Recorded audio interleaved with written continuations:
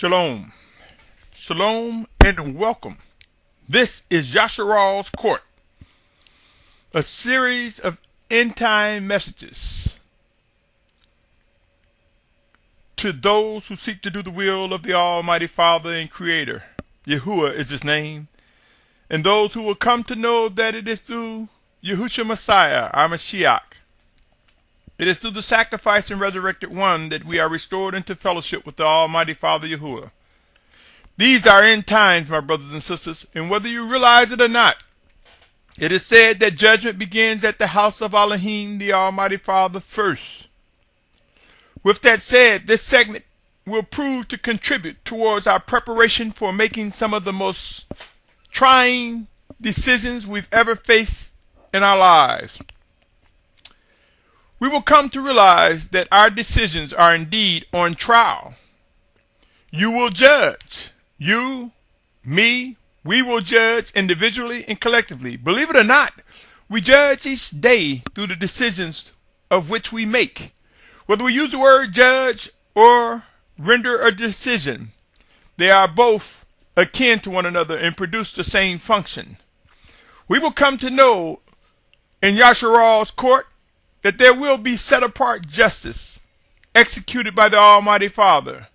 We will witness the structuring of a nation, a true sovereignty led by Yahushua Messiah. This is the fourth installment, not including the introduction to Yasharal's court, and it is entitled Continued Worship in Obedience. This is part one of that segment. If you're tuning in for the first time, my name is Symmanayah. Today is August 26, 2014. My brothers and sisters, I will continue to use questions and answers in a format to demonstrate possible dialogue. I pray that this series serves or contributes to one asking questions with the intent of either rendering a decision, a judgment, and being drawn closer together in unity, or coming away from division. End times are here, and soon we will realize the time will come when we will make final decisions that will affect us the remaining days of our lives in these earthen vessels. With that said, let us now add to the sequence of Yasharal's court, to the case of Yasharal, a segment entitled Continued Worship in Obedience. Today, as I mentioned, is August 26th. Let us continue. Here's the lead-in question. What is your understanding of continued worship and obedience, and why is it important for this segment in the series in the case of Yasharal's court? My answer would be, one thing I've come to realize is that we have responsibilities in the body of one in Yahushua Messiah, our Mashiach. Once we identified our position of belief, the importance of language and communication, acknowledging how our appearance and attire have significance in this walk, believe it or not, each of these are critical in the reflection of continued worship and obedience. It is necessary for the building up of the body, my brothers and sisters. I believe wholeheartedly that most of us, when we discovered the immeasurable life we received by Yahushua Messiah as our mediator and the restorer of our fellowship with the Almighty Father Yahuwah, we became excited and wanted the whole world to join in this phenomenal life.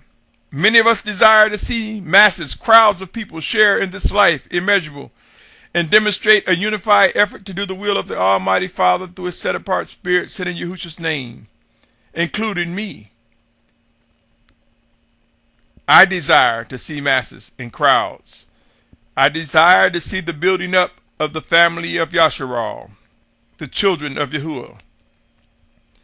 My brothers and sisters, it is through Yahushua Messiah that we will be taught, that we will experience things being brought to our remembrance. It is through Yahushua Messiah, through his spirit working directly in us, through us, one towards another, through his chosen leaders and or sent messengers.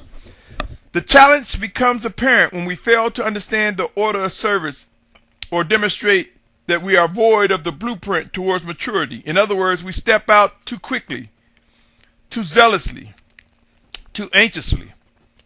I have mentioned in times past that I believe there is a blueprint towards maturity in our walk in pursuit of worship and obedience. I'm compelled to believe that every breath we take and with each heartbeat comes an opportunity to demonstrate our continued worship and obedience to the Most High Father Yahuwah. With these words said, allow me to read the following. John 12:32, it reads as follows, and if I am lifted up from the earth, shall draw all men to myself. How many of us fail to realize that if we, through our worship and obedience, this is how we lift up Yahushua Messiah, and it is through his power and might that he reveals to us, that he make known to us. It is through his power and might as we are drawn to him, focused on him, that we then are drawn to one another. It is the spirit of Yahushua in one another, those who are the children of Yahuwah. It is the spirit of Yahushua within us, with our focus on him, that will bring us together. There are so many people that are trying different strategies to draw people to Yahushua Messiah, to draw people together in unity, void of hearing what the spirit of Yahushua is actually saying, void of having the fortitude and courage to purge wickedness from amongst them or come away. Too many are embracing compromising spirit. Let me continue to read. In this case, this will be John 21st chapter, verses 15 through 17. It says, when therefore they had eaten breakfast, Yahuwah said to Shimon Kepha, Shimon, son of Yonah, do you love me more than these? And he said, yea, master, you know that I love you. He said to him, feed my lambs. He said to him again the second time, Shimon, son of Jonah, do you love me? And he said to him, yea, master, you know that I love you. He said to him, shepherd my sheep. And he said to him a third time, Shimon, son of Yonah, do you love me? Kepha was sad because he said to him the third time, some of you may know him as Peter, do you love me? And he said to him, master, you know all, you know that I love you. And Yahushua said to him, feed my sheep. I submit to you, if we recognize that the Mashiach, the Messiah Yahushua, first questioned Kepha or Peter regarding his love for him 3 times, after each question, after Peter or Kepha responded, the order was given to feed his sheep. Who has considered the magnitude of true and set apart love? What is the magnitude? What are the details? What are the descriptions of true love? We must understand this to truly be used by Yahushua Messiah to feed his sheep. We have the ability to discern what true love represents, but all too often we are in a hurry to experience something so magnificent that we miss out on the fullness of the love we can experience through Yahushua Messiah working within us. We also fail to realize, if we are aware of the order, demonstrated patience and perseverance we must demonstrate. For some reason, we fail to realize that there's an order to demonstrate patience, perseverance. For when we do, we will discover and improve life through our continued worship and obedience. We will also discover, by focusing on Yahushua like we zoom in on things that we say we love, our continued worship and obedience will be reflective of us lifting up Yahushua Messiah. Scriptures inform us that if we lift up Yahushua, it is he that draws all men to himself. It would be wise to realize that if we are drawn to Yahushua through his set apart spirit, which worketh in us, which works in us, dwell in us, we then become drawn to one another. I cannot stress this enough, my brothers and sisters.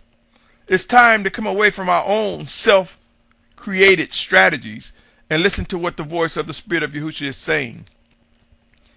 Many by now have heard the cliche that the devil is in the details, but we either ignore it or take our own definition or interpretation of what this means. I submit to you that it is a true definition that the devil will attack by delusions and distractions to keep us from embracing all the details necessary for our continued worship and obedience to the Most High. So he attack us in the detail. He get us to be impatient and not examine the details. He get us distracted, confused, unable to navigate and recognize the details. Yes, he's in the details in part, In other words, it is the details that the wicked one causes disruptions. So let us not be slothful. Let us not be lazy. Let us not exercise overzealousness and impatient. But let us lean into the spirit of Yahushua and be patient. Let us persevere. Let us learn to recognize that there is importance in identifying the details, moment by moment, precept on precept, my brothers and sisters. Let me pose another question. Many of you may have read, and you have heard me say a couple of times, that there's a blueprint towards maturity. What is it, and where is it? I submit to you, my brothers and sisters, this blueprint towards maturity is found in Leviticus in the description of the feast days. If we actually begin to look at the feast times, the Moedim, the set apart times, and examine them, one could discover a blueprint towards maturity. Yes, and I'm speaking of 7 feast times: the Passover, unleavened bread, first fruits, harvest, trumpets, atonement, and tabernacle. I am not remiss to the importance of Shabbat, nor the new moons, or other critical commands of which we are currently divided. Let's take a look at something that can be learned from the 7 feasts and passed on, that we could pass on forever from generation to generation, regardless of whether we are in captivity or not. Allow me to share just an excerpt of a passage of scripture. Leviticus 23:41 says, "And you shall observe it as a festival to Yahuwah for 7 days in the year, a law forever in your generations. Observe it in the 7th month." My brothers and sisters, outwardly and literally, many of us seek to observe the Moedim, or the set apart times known as feast days. There's much controversy as whether or not we can fully observe these set apart in appointed times while in captivity. There's also the debate regarding whether we are to sacrifice animals or not in this day and age, or since the sacrifice and resurrection of Yahushua Messiah, the sacrificial lamb, did he put an end to the animal sacrifice? There are many debates, there are many arguments regarding this matter, my brothers and sisters. But what I submit to you is there is much more to the feast than the sacrifice of animals, the gathering, the eating, the fellowship. There's a blueprint towards maturity embedded in the feast days. Pray that you're able to see the life in it. Stay tuned for part 2 as I go through what I believe is indeed that blueprint. So, though many may struggle with accepting that this is indeed a blueprint towards maturity, I submit to you in these last days, during these end times, when we begin to remember where we have fallen, when we begin to return to our first love, the very first time we committed to following Yahushua Messiah, we will begin to see, as Yasharal is structured in these end times, during these end times, as humbling events come, we will witness this blueprint become true and real to each and every living individual who will be among the ranks of the children of obedience. To those who rebel, to those who overcome to unbelief, to those who are among the fallen away, a different end awaits you. With that said, stay tuned as part 2 of this segment of Yasharal's Court, entitled Continued Worship and Obedience, is brought to you once again. Shalom, shalom, shalom.